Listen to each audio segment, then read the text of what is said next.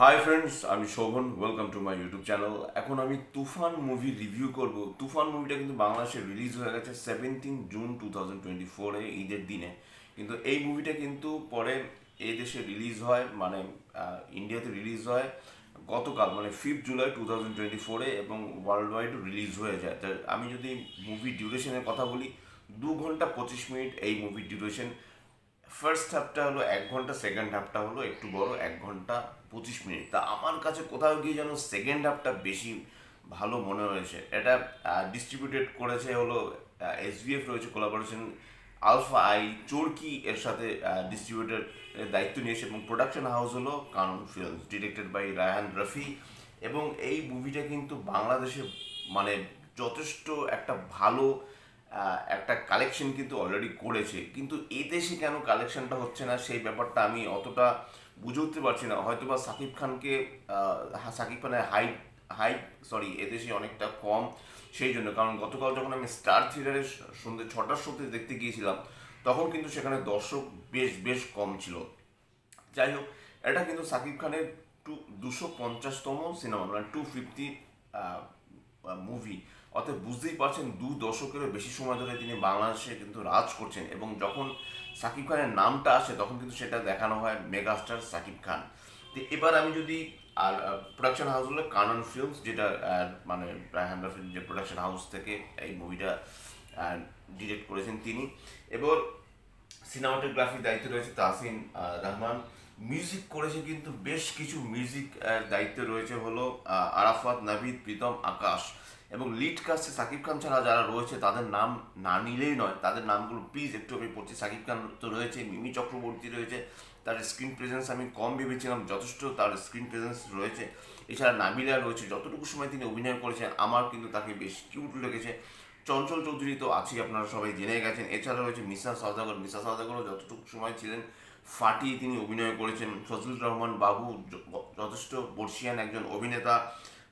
সালাউদ্দিন লাভলু ছিলেন, শহীদুজ্জামান সেলিম ছিলেন, এবং আমাদের এদেশ থেকে ছিল হলো লোকনাথ দে এবং রজত গাঙ্গুলি। যতটুকু সময় ছিল রজত গাঙ্গুলি একটু সময় ছিল, কিন্তু লোকনাথদের অ্যাক্টিং আমার বেশ বেশ ভালো লেগেছে। এখানে বেশ কিছু কমিক রিলিফ রয়েছে, যেটা দেখে হয়তো আপনি কিছু ডায়লগ শুনে আপনি হয়তো হাসবেন না, কিন্তু কিছু ডায়লগ কিন্তু দুর্দান্ত। এবং সাকিব খানের কথা যত বলা হবে ততই হয়তো কম বলা হবে। তার যা সোয়াগ, তার যে স্টাইল, মানে সে যে এতদিন ধরে বাংলাদেশে রাজত্ব করছে, সেটা কিন্তু তুফান সিনেমা দেখে স্পষ্ট। এবার অনেকেই হয়তো বা এই মুভিটার সাথে কেজিএফ, সালার বা পুষ্পা বলুন, আপনি যেসব অ্যানিমেল বলুন, এইসব মুভির সাথে আপনি কম্পেয়ার করতেই পারেন। কিন্তু কথা হলো, দেখুন, হ্যাঁ এটা ঠিক, কিছু বিজিএম এখানে ইউজ করা হয়েছে, বা এখানে যেখানে কিছু অ্যাকশন সিকোয়েন্সেস রয়েছে ইউজ করা হয়েছে, এখানে একটা অ্যাকশন সিকোয়েন্সেস দুবার ইউজ করা হয়েছে, সেদিকে আমি যাচ্ছি না। টেকনিক্যালি কিন্তু মুভিটা সাউন্ড হয়তো বা নয়, কিন্তু তারপরেও কিন্তু আমার ফার্স্ট হাফে থেকে সেকেন্ড হাফটা ভালো লেগেছে। এখানে শাকিব খানের যে অ্যাকচুয়াল নাম থাকে হলো গলিব আহ, বিন গনি। তা আর একটা ক্যারেক্টার রয়েছে, সেই ক্যারেক্টারটার নাম হলো শান্ত। আমি এটা স্টোরি স্পয়লার করছি না, কিন্তু তারপরও আহ, এটা আপনারা অলরেডি জেনেই গেছেন যে শাকিব খানের ডাবল রোল রয়েছে, এবং কেন রয়েছে সেটা আপনারা যখন মুভিটা হলে গিয়ে দেখবেন তখন সেটা বুঝতে পারবেন। তো আমি যাই হোক, দর্শক সংখ্যা কম থাকার কারণে আমি পাবলিক রিয়াকশনটা যার জন্য আমি নিতে পারিনি। তো যাই হোক, এবার আমি যদি সরাসরি স্টোরিতে আসি, 1990 সাল, ওই সময়টা কিন্তু এটা কিন্তু based on a true event. এমনই একজন ছিল বাংলাদেশে, যে তিনি কিন্তু রীতিমতো প্রত্যেকটা দিকে মানে তার রাজত্ব ছেয়ে গিয়েছিল। কি এডুকেশন বলুন, কি ইকোনমিক বলুন, কি পলিটিক্যাল পার্টি বলুন, বিজনেসম্যানরা কিন্তু তার সাথে রীতিমতো বসে একটা প্রফিট, একটা পার্সেন্টেজ কিন্তু অবশ্যই কিন্তু সাকিব খানের যে ক্যারেক্টারটা তুফান, সে কিন্তু নিত। অতএব সেরকম সোয়াগ তার দুর্দান্ত, তার যে অ্যাকশন ডেলিভারি সেটা ভালো। এবং সে যখন যখন মদের গ্লাসটা নিয়ে যখন করে করে ঘোরায়, বা সে যখন সিগারেট টানে, দুর্দান্ত। এবং প্রথমে সাকিব খানের যে এন্ট্রিটা, সেটা কিন্তু দুর্দান্ত। একটা জায়গায় মানে দেখাচ্ছে 1990 সাল, একটা ক্লাব, সেখানে অনেকে মিলে কথা বলছে, কিন্তু সাকিব খানকে কিন্তু দেখাচ্ছে তার পেছন দিক থেকে দেখা যাচ্ছে সে যে ডায়লগ বলছে সেটা দেখা যাচ্ছে, কিন্তু তারপরে তার যে সোয়াগ, তারপরে সে যেটা করে, সেটা কিন্তু দুর্দান্ত। এখানে কিন্তু গানের যে প্লেসমেন্টগুলো সেগুলো আমার একটু অন্যরকম লেগেছে, কিন্তু তারপরেও কিন্তু গান যথেষ্ট ভালো, প্রত্যেক কটা গান ভালো। বিশেষ করে টাইটেল ট্র্যাকটা তো খুব ভালো। হাবিবাই যে গানটা গেয়েছে ফেসে যাই, সে গানটা ভালো। মিমি চক্রবর্তী কিন্তু এখানে যতটুকু সময় তিনি অভিনয় করেছেন তার অ্যাক্টিং কিন্তু আমার মোটামুটি লেগেছে, খুব যে ভালো লেগেছে সেটা বলবো না। তার এখানে নাম থাকে হলো সূচনা, যথেষ্ট ভালো। নাবিলার নাম থাকে এখানে জুলি।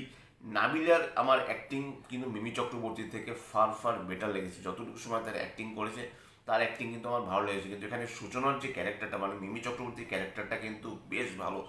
এবার এই যে শান্ত এবং তুফান, দুজন যে আপনারা সাকিব খানকে দেখছেন, এর পিছনেও কিন্তু একটা রিজন রয়েছে, সেটা আর বলছি না। কিন্তু সিনেমাটা কিন্তু একটা এরকম লেভেল থেকে এরকম লেভেলে তখনই যায় যখন চঞ্চল চৌধুরীর ক্যারেক্টারটা এখানে চলে আসে। চঞ্চল চৌধুরী হলো তিনি সিআইডি পুলিশ অফিসার এসি আকরাম।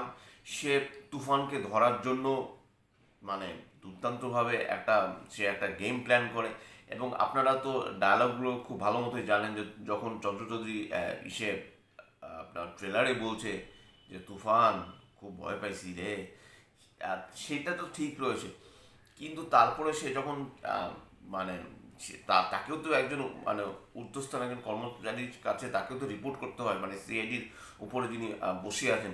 সেখানে গিয়ে সে যেভাবে বলে যে তুফানকে না একদম খেয়ে নেব। তুফানের আসল নাম কি জানেন? তুফানের আরও দুটো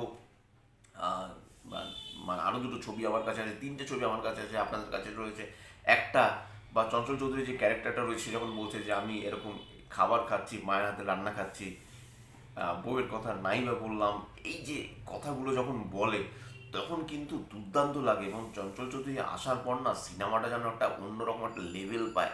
এবং অ্যাকশন সিকোয়েন্সে আবার বলছি যে যেভাবে এখানে সাকিব খান রয়েছে, একটা সিন রয়েছে, সে তার বয়স তখন 15 থাকে, সে ছুটে এসে যেভাবে মাথাটা নামিয়ে দেয় একটা লোকের, সেটা যে যেরকম ব্রুটালিটি দেখিয়েছে দুর্দান্ত। এবং মিসা সওদাগরের কথা আমি যদি বলি, যে বশির ভাইকে যেভাবে মারার পর তারপরে তার যে অভিব্যক্তি সেটা কিন্তু দেখার মতো।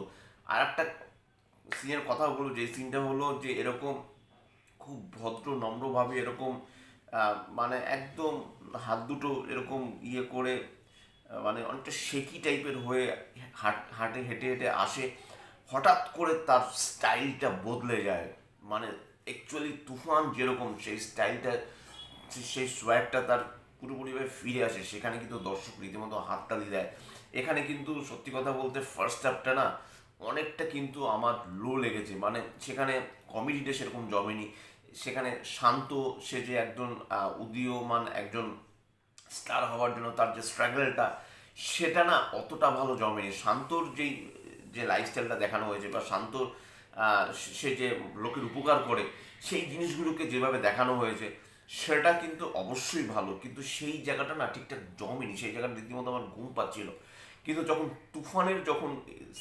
যখন তুফানকে যখন দেখানো হচ্ছে, তুফানের যখন যেই এন্ট্রি সিন, তো সেটার কথা তো আমি বললামই। তুফানকে যতটুকু সময় দেখানো হচ্ছে, তুফানের যে প্রেজেন্স যখন তুফান মুভিতে আমরা দেখতে পাচ্ছি, তখনই কিন্তু সিনেমার মাত্রাটা না একটা হাই একটা লেভেল কিন্তু তুফানের মাত্রাটা পেয়ে যায়। এবং তখন কিন্তু দেখতে ভালো লাগে, এবং দর্শকরাও কিন্তু সেই সময় বেশ মজা পাচ্ছিলেন। আমার স্টার সিলেটের সিঙ্গেল স্ক্রিনে কিন্তু এই মুভি দেখার সেই একটাই কারণ, চাইলেই মাল্টিপ্লেক্সে দেখা যেত, কিন্তু মাল্টিপ্লেক্সের দর্শক এবং সিঙ্গেল স্ক্রিনের দর্শক সম্পূর্ণ আলাদা হয়, সেটা আপনারা খুব ভালো মতোই জানেন। কিন্তু তারপরেও বলবো যে কোথাও গিয়ে আর বেশি কিছু বলা যাবে না।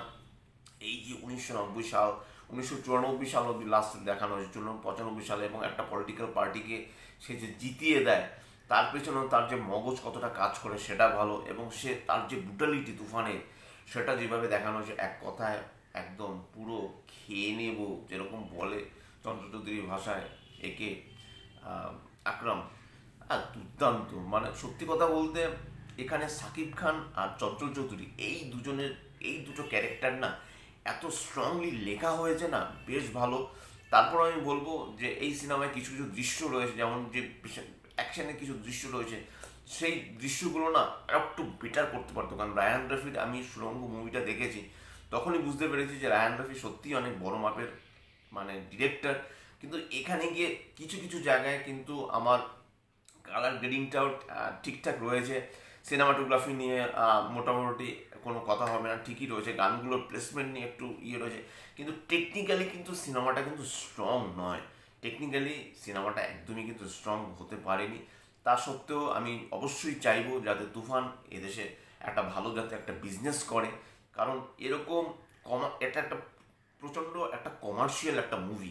কমার্শিয়াল মুভির কিন্তু মানে বিজনেস কিন্তু প্রচণ্ডভাবে কমে গেছে আমাদের দেশে, বিশেষ করে বাংলা মুভির ক্ষেত্রে। হিন্দি বা অন্যান্য ল্যাঙ্গুয়েজে তো ঠিকঠাকই রয়েছে, কিন্তু বাংলা মুভির ক্ষেত্রে প্রচণ্ডভাবে কমে গেছে। এবং এই যে তুফান মুভিটাকে যে এদেশে নিয়ে আসা হয়েছে, সেজন্য অবশ্যই ধন্যবাদ দিতে হবে এসবিএফকে, যে তাদের জন্য এই মুভিটা আমরা হলে গিয়ে দেখতে পাচ্ছি। তো যাই হোক, সব মিলিয়ে কিন্তু এটা কিন্তু একটা কমার্শিয়াল একটা মুভি, এবং মুভিটাকে কিন্তু আপনারা এনজয় করুন, মুভিটা আপনারা দেখতে যান, এতটুকুই বলবো।